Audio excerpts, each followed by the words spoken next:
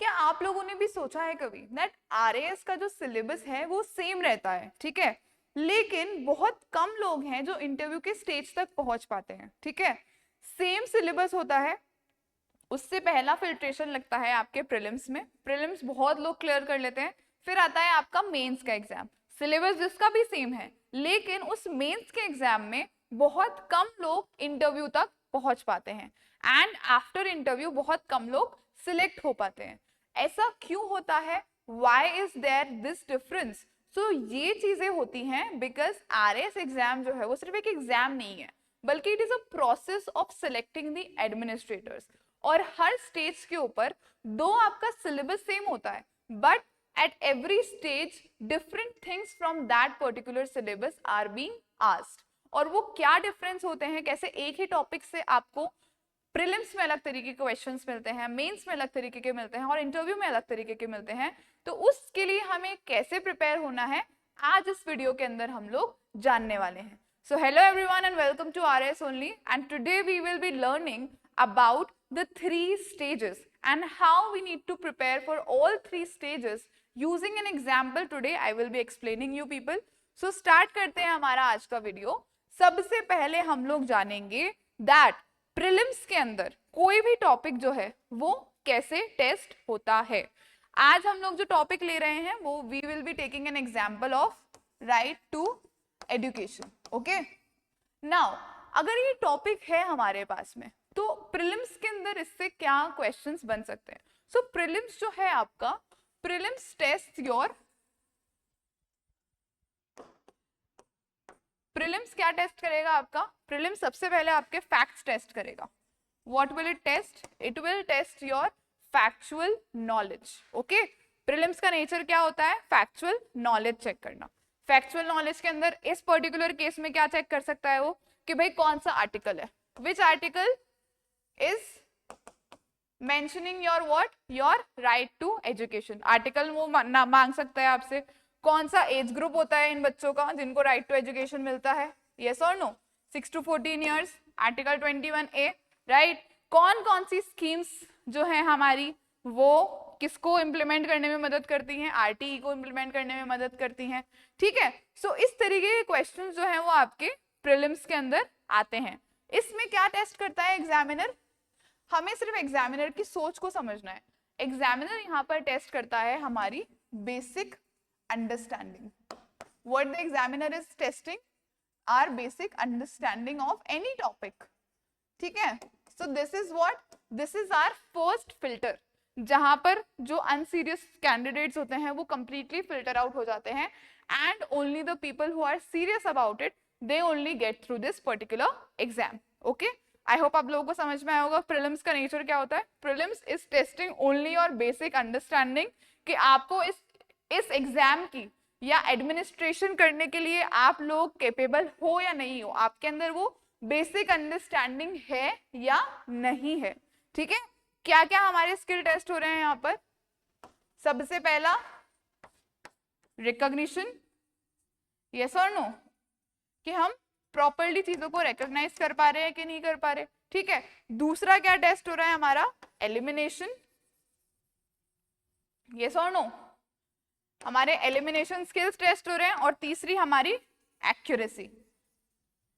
5 में से एक सही ऑप्शन सेलेक्ट करना है तो हमारी एक्यूरेसी टेस्ट हो रही है, बाकियों को एलिमिनेट करना है जो कि गलत हो सकते हैं, उनका एलिमिनेशन और recognition of that particular topic, ठीक है।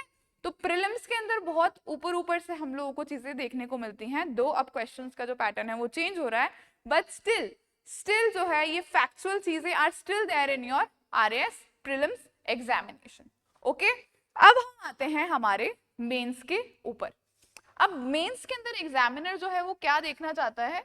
मेंस के अंदर एग्जामिनर सीज हमारा माइंडसेट। माइंडसेट का मतलब कि क्या ये जो ये कैंडिडेट है whether he can think as an administrator or not. क्या whether this particular candidate can think what?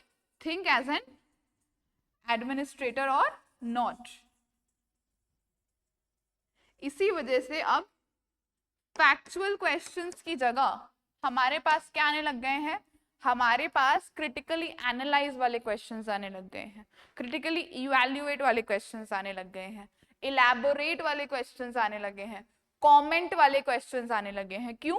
क्योंकि अब एग्जामिनर को इससे मतलब नहीं है कि आपको कितनी नॉलेज है, एग्जामिनर को मतलब है कि आफ्टर गेनिंग दैट नॉलेज, ठीक है, आपने उस पर्टिकुलर टॉपिक के बारे में अपना क्या माइंडसेट बनाया हुआ है, how do you view that particular situation, view that particular topic.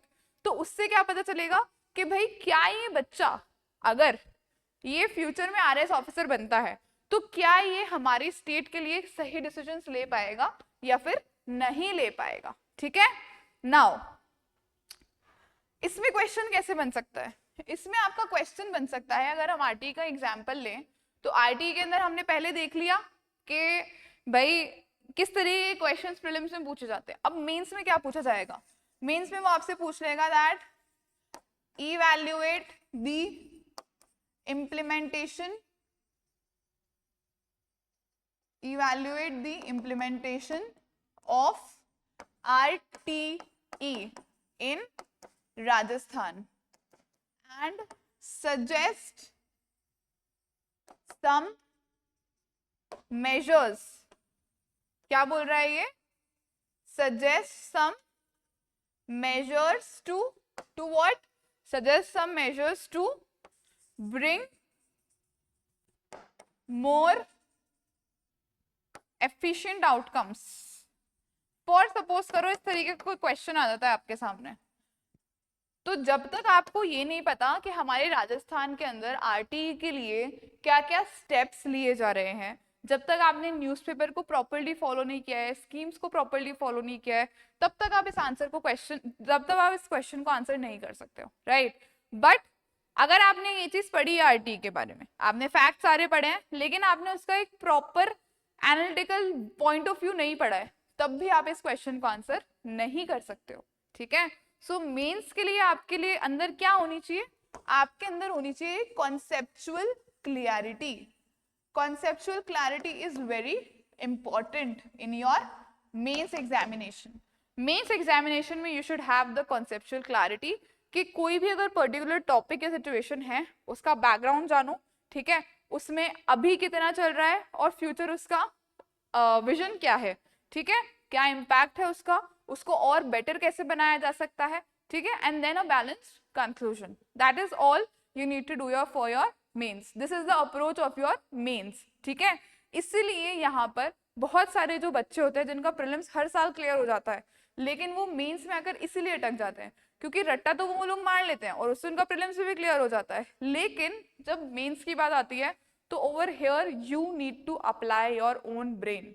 Okay, here you need to give your own opinions, not your personal opinions but a balanced opinion जो आपने सब चीजें पढ़ने के बाद में बनाया है। Okay, so this is how your mains examination preparation should look like. Okay, अब देखो जैसे ये है evaluate the implementation of RT in Rajasthan, तो जब तक आपको पता नहीं है कि हमने क्या क्या स्टेप्स लिए हैं, किस तरीके से हमारा ग्रॉस एनरोलमेंट रेशियो है आरटीई के अंदर, क्या क्या चीजें हैं, तब तक आप इस क्वेश्चन को आंसर नहीं कर पाओगे। ठीक है, and it is also asking suggest some measures to bring better and efficient outcomes. So over here it is asking about your opinion about what you think that should be done in our Rajasthan to increase the efficiency of this particular scheme.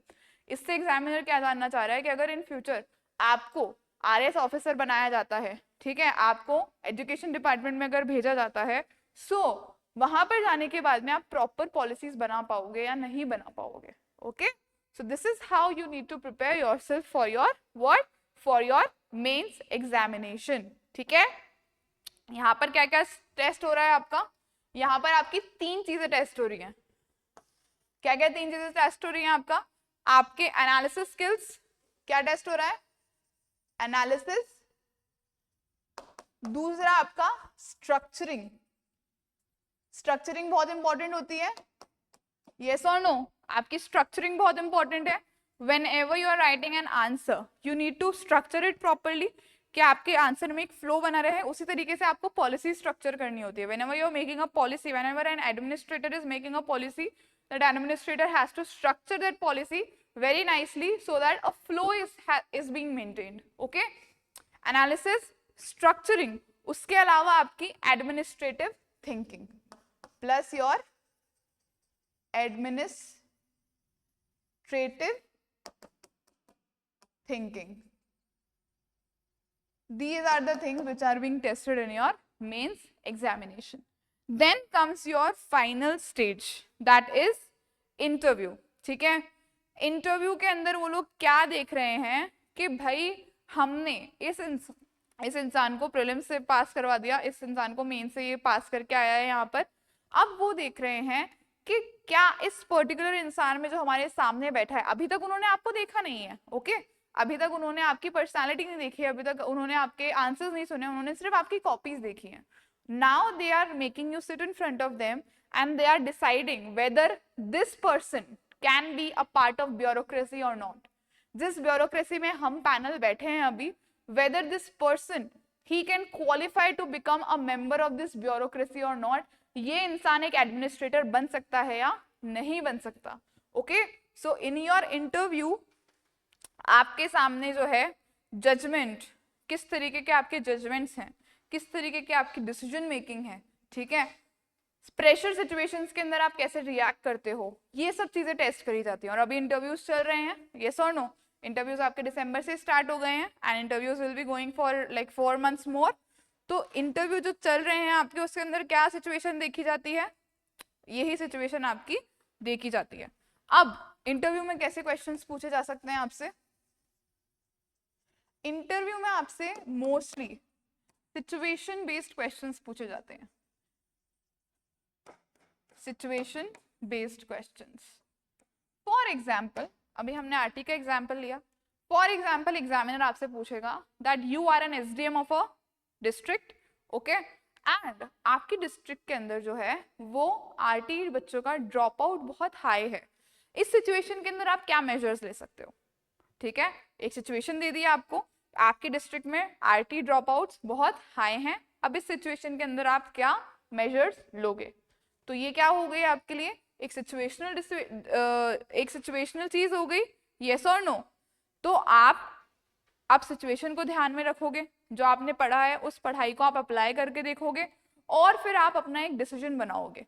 तो यहाँ पर आपका क्या आ गया, आपका judgement, आपकी decision making powers, आपकी decision making skills कितनी अच्छी हैं, आप कितने अच्छे से जितने भी स्टेक होल्डर्स हैं उनके बारे में सोचकर और एक क्या बना सकते हो, एक प्लान बना सकते हो और उस पर्टिकुलर डिस्ट्रिक्ट के अंदर जो स्कूल ड्रॉप आउट्स हो रहे हैं उनके नंबर को कम कर सकते हो, right. So this is the thing which is being asked in your what, in your interview, ठीक है। यहाँ पर क्या क्या चीजें हो रही हैं आपकी, टेस्ट, सबसे पहला है आपका जजमेंट, दूसरी चीज क्या हो रही है आपकी आपका बैलेंस्ड